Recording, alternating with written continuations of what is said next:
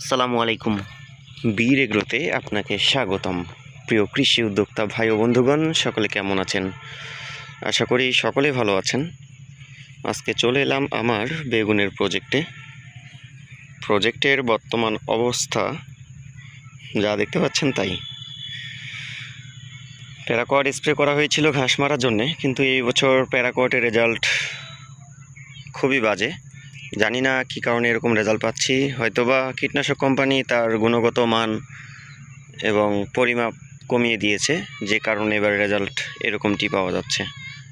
যেহেতু ইন্ডিয়াতে নিষিদ্ধ হয়েছে, আমাদের বাংলাদেশে নিশ্চয়ই এটির মাত্রা কমিয়ে দেওয়া হয়েছে এবং নিষিদ্ধর সম্ভাবনা চলছে।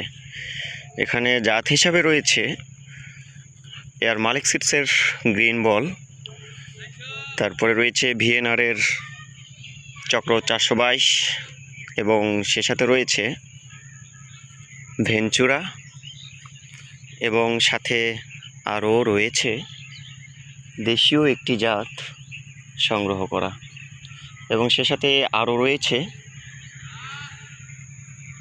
এগ্রো ওয়ানের big boss 10। Next update, wait and C.